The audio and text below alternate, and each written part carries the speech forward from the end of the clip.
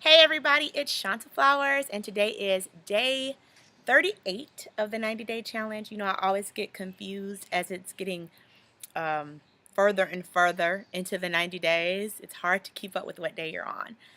But anyway, today I wanted to talk to you guys about a little disease. It is the failure disease. And do you know what it's called? It's called Excusitis. Many of you have probably heard it before if you've read the book The Magic of Thinking Big by David Schwartz.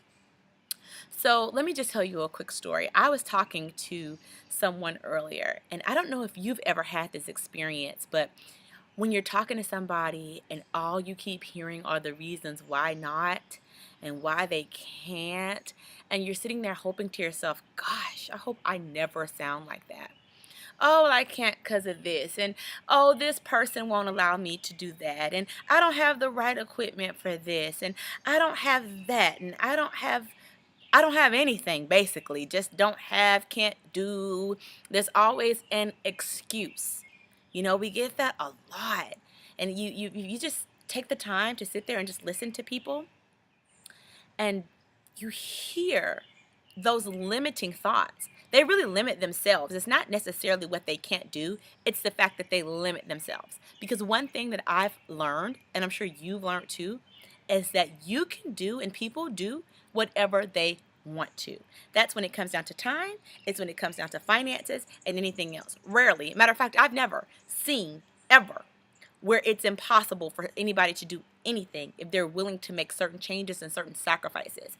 But primarily what happens is people aren't willing to do that. They aren't willing to sacrifice. They aren't willing to do something different. So really, whatever it is, the thing that they say that they want, it really isn't a priority. It really isn't that serious for them. I know people that will spend more money on maybe hair, nails, makeup, clothes, entertainment, and totally 100% food in restaurants than they will to invest in themselves or maybe invest in their fitness. Or they'll say they want those things, but they won't do what they need to do to get it. They won't say, well, maybe I won't do X this week. Maybe I won't get my hair done this time because I want to do this. You're going to do whatever is most important to you. Those are the things that we're going to do. Those are the things that we're going to spend our money on, right? Because the other stuff really just isn't a priority. And until you make it a priority, you're not going to do it. Successful people don't make excuses. They don't sit around thinking about what they can't do. They don't sit around thinking about whose fault it is. They don't sit around wondering what somebody else thinks. They don't wonder any of that. Successful people make it happen, right?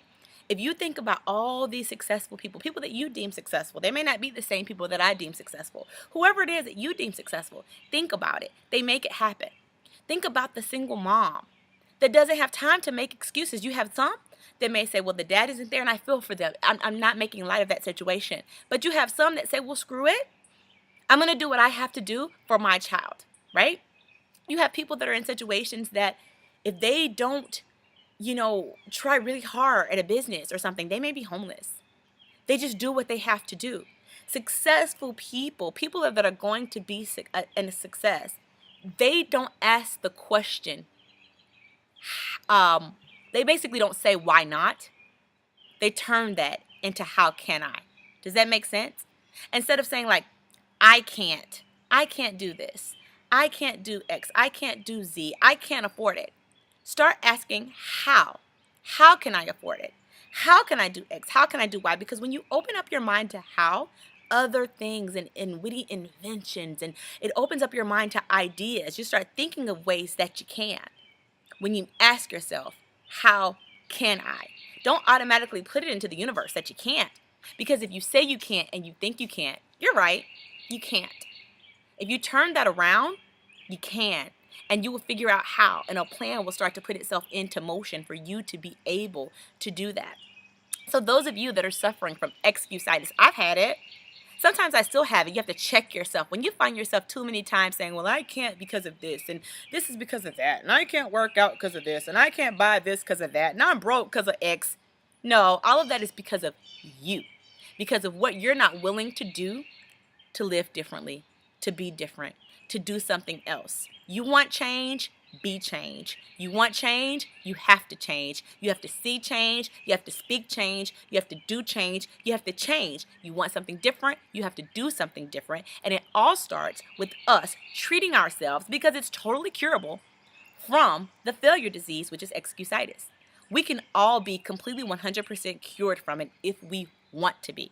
So make the decision today that you're going to be cured of excusitis. While you're doing that, subscribe to the page so you can keep up with this 90-day journey and hear all my flosters and flipperings. You see, there's no editing. I just say whatever, and if it comes out wrong, it just does. And you can click the link below if you want to know more about how going through your own personal journey can actually make you some money. So, talk to you tomorrow. Bye.